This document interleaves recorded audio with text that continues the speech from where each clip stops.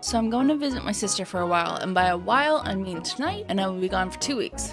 They said that I can use their computer for anything, but I think before I go, I'm going to tell you about what happened this New Year's, which is me spending time in a mental hospital. Explaining things will mention suicide, self-harm, everything dealing with mental hospitals obviously, psychotic people, and violence. There are your trigger warnings. To start off, let's just say this isn't the first time I went to a hospital. I went to the same one I did in 2019, so let's start off with a brief rundown of my first visit. Basically, I had not slept in 3 days because my psychiatrist kept upping my dose on antidepressants while I kept saying I felt empty inside. I had not been doing anything for those 3 days either, I was just laying in bed. I finally crawled out of bed and googled when should you go to the mental hospital, and 2 of the articles listed, if you have to Google when you should go to a mental hospital, you probably need to go. I had a family member go to this facility before, so we went there. I told them about my unfeelings, as well as over the previous New Year's, I had bashed my upper arms with a hammer because reasons, so that was an admittance to stay in the facility with an unknown release date.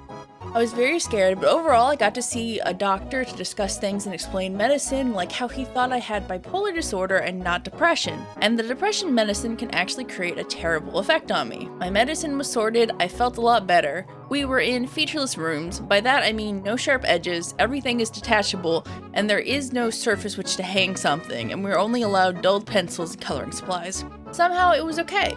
I had no responsibilities because I was just unable to do anything while I was there, and in that moment it was sort of freeing. We had a counselor on hand to discuss if we were feeling bad. We had group therapy most of the day, and we had staff around to help with any issues we faced.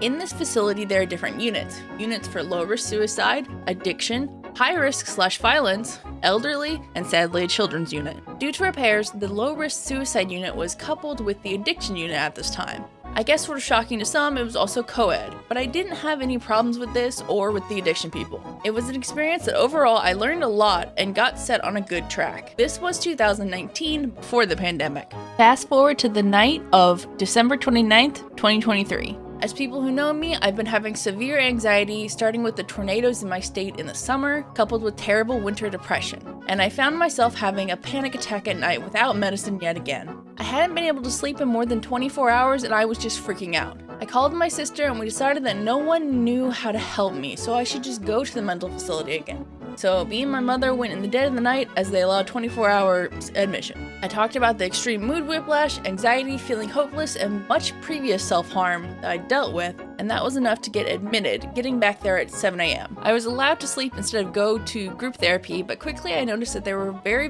few staff, but also very few patients. I recognized something that happened last time, that someone who was actively hurting themselves or otherwise needed to be monitored 24/7 had a staff glued to them. From that, I saw that there was one already roaming around. There was someone with scrubs that was a patient who was just asking for things over and over again in the front area. I slept through most of the day, but the idea that I would be locked in and have no control this time was freaking me out. I asked to see a counselor or something. It turns out there is no counselor on staff now, but they have a lady who can give me something for anxiety, just occupy myself for a little bit. Sobbing, I chose to color stuff with the bluntest colored pencils, markers, and crayons in very few colors. Side note, I'm proud of this coloring book page I did despite not having any reference to the Pokemon and my very limited supplies. As I was waiting in the main area for medicine and trying to calm down, a fight broke out in the side room. Someone screaming, "Mason! Mason!" and the staff trying to hold people back. I didn't know what happened with that at the time. I was given my medicine and then it was close to bedtime, so I was able to be given an Ambien to make sure I slept in the night. You sleep on basically a padded preschool mat on a frame with very few covers in winter, so you kind of need it. I also didn't get the bag with my clothes in it till right before then, so I couldn't even put on 2 shirts because it was freezing. I cried because I hadn't been able to see my doctor to even talk about when I would be discharged or my issues. Up early this morning, the person who was in the scrubs and active asking for things was singing. "My name is Diego. I play basketball. I play basketball." This is Diego. Mason, who was beat up last time, was sent to the ER but then discharged back. Still with the same guy who beat him up in the vicinity. I didn't know his name because during group therapy that day, from the window into the main room, we witnessed Diego beating the shit out of this guy. There's now a broken indent into the wall under the telephone she used to call home because Diego bashed this guy's head into it. He went to the ER, but that guy did not come back. It became learned for me that because there was such a staff shortage and a small number of patients, that all units besides elderly and children were combined together in this wing. So this included the legitimately psychotic people who usually have to be drugged because they'll rip telephone booths off the wall. This actually happened last time in 2019, but they weren't in my unit, so it wasn't a worry. It was just a, well, sucks to be there. Diego was one of these people. He didn't participate in groups, but he just sang loudly, asked for smoke breaks endlessly, asked for juice endlessly, but otherwise was kinda chill. His reason for beating up the dude who beat up Mason was that he had befriended Diego. So, he's insane, but kinda good-natured, but also might kill a guy for you if you just give him a pack of cigarettes.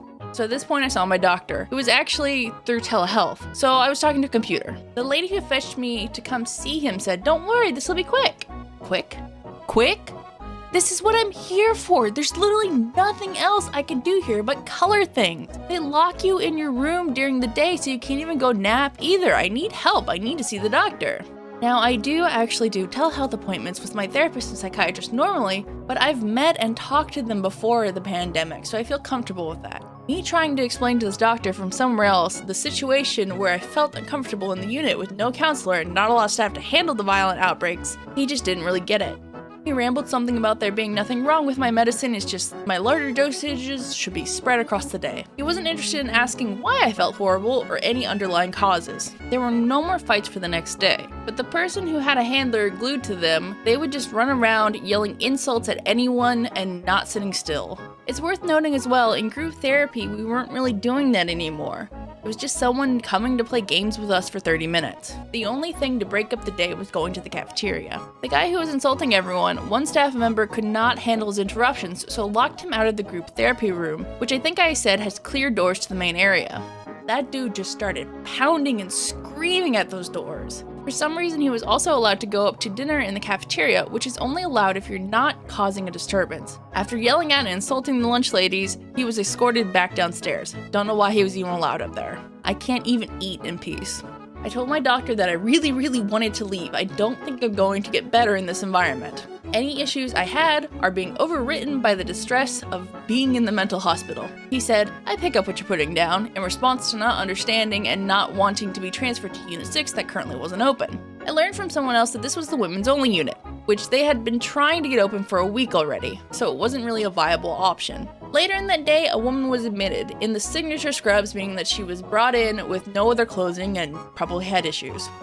Which yeah, she did. She would wander around to people's tables, write stuff down, and walk away crying. While spending time in my room with my roommate, discussing another thing that happened, which I won't talk about because she might want to file some type of legal action, I saw our neighbor enter her room from the open crack in our door, stop dead in her tracks, and back up. It turns out the new girl was laying in her bed with the other girl's shirt on but no pants, and this was not her room. She then wandered out as they called someone, but still had to fight to get the neighbor's clothes back. "She's just very confused," is what one of the staff said. This was New Year's Eve, and I was going to spend the turn of the year cold and in a mental hospital. Tomorrow morning, I wrote down my feelings. I wrote down how I was going to explain this to my doctor, that this was not a safe place for me to be, and that I really needed to go home. Why I needed to be discharged today, preferably. I met with my doctor, and before I explained anything, he said, "You still want to be discharged?" And I said yes. And because of all the shit going down, he said that they are discharging as many people as they can today. Okay, it was complete chaos, but after lunch I got out of there. My birth control got lost in the kerfuffle, so I'm trying to get that before I leave later today, but yeah, nothing really got done about my anxiety attacks and general instability, and I had to spend the start of this year at a mental hospital, but at least I learned I'm not that crazy. Also, side note, the lady who took us up to discharge us was borrowed from the children's unit, but normally she runs the women's unit that I talked about earlier. She explained that everything in the women's unit is really nice, a lot more chill, lots of breaks, snacks, you're not locked out of your room, but it just wasn't open right now. So she said, "I hope you never come back, but if you do, ask if the women's unit is open." It's like, okay, thank you. But yeah, I also got out in time to be able to go on my trip to see my sister. I don't know if I'll be able to produce anything while I'm there or stream, but that's honestly not any of my worries. So maybe or maybe not, I'll see you in 2 weeks.